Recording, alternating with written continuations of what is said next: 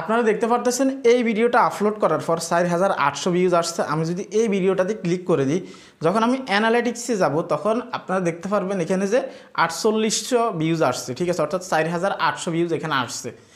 এখন অনেকের কাছে অনেকে আমাকে প্রশ্ন করেন, অনেকে আমার কাছে আসেন যে ভাই ইউটিউবে ভিউজ আসলে কিভাবে বাড়ে, ইউটিউবে আমরা কিভাবে ভিউজ বাড়াবো, আমাদের ভিডিওতে কেন ভিউজ বাড়তেছে না, আপনি ভিডিও আপলোড করলেই 2-3000 4000 ভিউজ আসে। তো আজকের এই ভিডিওতে সিক্রেট বিষয়গুলো বলবো। এখানে আপনি শুধু ভিডিও আপলোড করলেই হবে না, আপনাকে কিছু বিষয় বুঝতে হবে যেগুলো অ্যালগোরিদমের সাথে একদমই সেট। যদি আপনি এই বিষয়গুলো বুঝতে পারেন বা অ্যানালাইজ করতে পারেন তাহলে ইউটিউবে আপনারও কিন্তু ভিউজ আসবে, ঠিক আছে।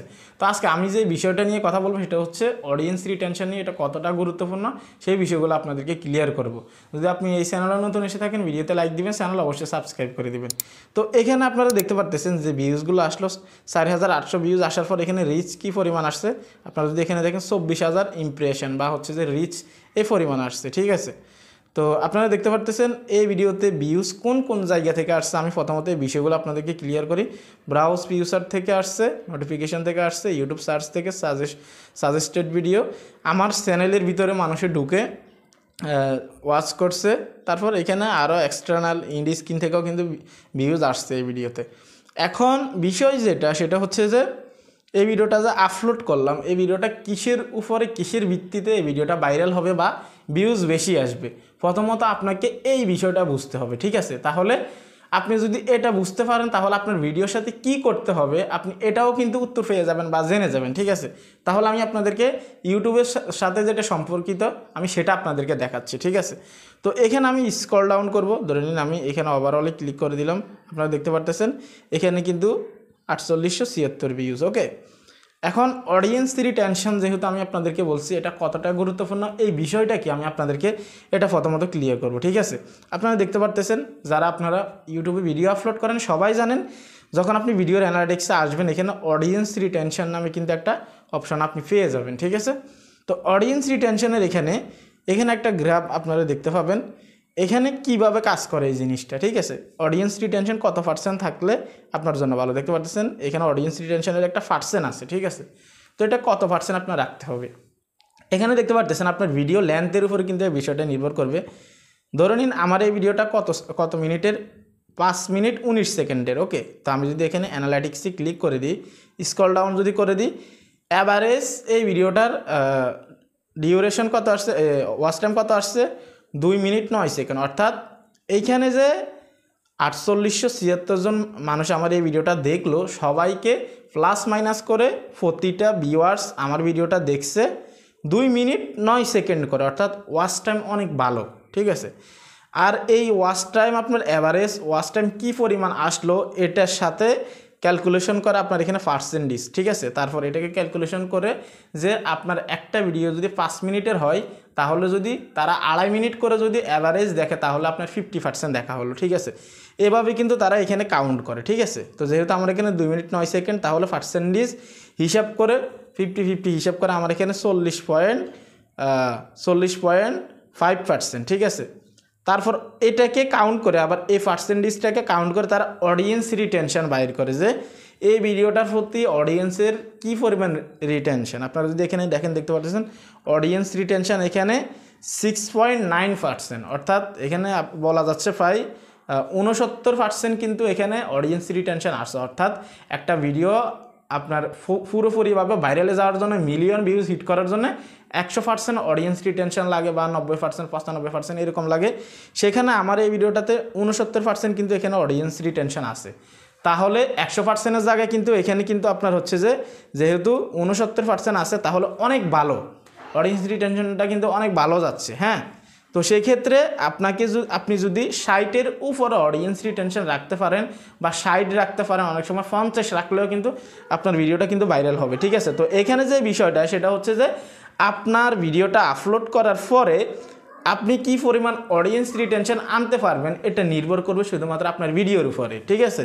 তো ধরে নিন আপনি 10 মিনিট হোক 20 মিনিট হোক একটা ভিডিও আপনি আপলোড করে দিলেন, ঠিক আছে, সেই ভিডিওতে অডিয়েন্স রিটেনশন আনার মতো কোনো ওয়ে নাই। যেমন ভিডিওটা বোরিং ফিল হচ্ছে, অডিয়েন্স ভিডিওটা শেষ পর্যন্ত দেখতেছে না, আপনার অডিয়েন্স রিটেনশন তখনই কাউন্ট করা হবে যখন আপনার অডিয়েন্স এই ভিডিওটা প্রথম থেকে শেষ পর্যন্ত দেখবে। বা 5 মিনিটের একটা ভিডিও যদি হয়, আপনার প্রতিটা ভিউয়ার্সে যখন আপনার এই ভিডিওটাকে 2.5 মিনিট করে দেখবে, 2 মিনিট 10 সেকেন্ড করে দেখবে, তখন কিন্তু আপনার এখানে অডিয়েন্স রিটেনশনটা অনেক ভালো আসবে।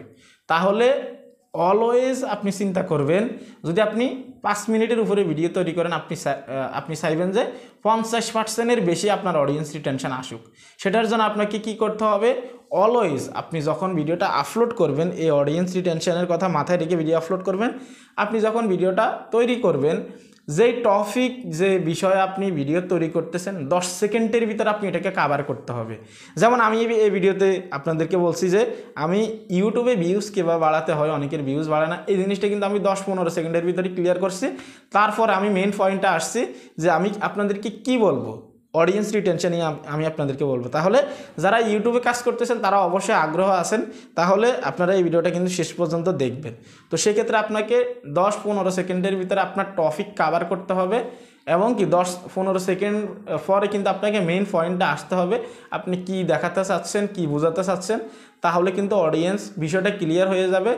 মোটামুটি 30 সেকেন্ডের ভিতরে আপনার এই ভিডিওতে কি থাকতেছে এটা নিয়ে আপনার অডিয়েন্সের মাথার ভিতরে কিউরিয়াসিটি আপনি তৈরি করে দিতে হবে, তাহলে কিন্তু আপনার অডিয়েন্স রিটেনশন বেশি আসবে, ঠিক আছে। অনেক সময় দেখবেন অনেকগুলো ভিডিওতে ভয়েস অনেক খারাপ, অনেক নয়েজ, আশেপাশে অনেক শব্দ, তারপরেও ওই ধরনের অনেকগুলো ভিডিও কিন্তু ইউটিউবে ভাইরাল হয়ে যায়। এটা কী কারণে?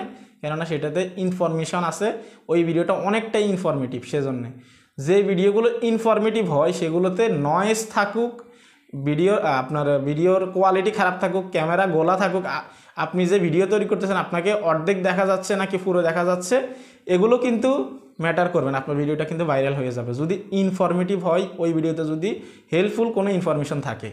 হ্যাঁ, তো সেই ক্ষেত্রে আপনাকে অবশ্যই এই বিষয়গুলো মাথায় রেখে ভিডিও আপলোড করতে হবে, তাহলে আপনার অডিয়েন্স রিটেনশন বেশি আসবে। আপনি এই পর্যন্ত যতগুলো ইউটিউবার আছে, আপনি যদি একটা প্রশ্ন করেন যে অডিয়েন্স রিটেনশন কতটুকু গুরুত্বপূর্ণ একটা ভিডিও ভাইরাল হওয়ার পিছনে, তারা বলবে 100% গুরুত্বপূর্ণ।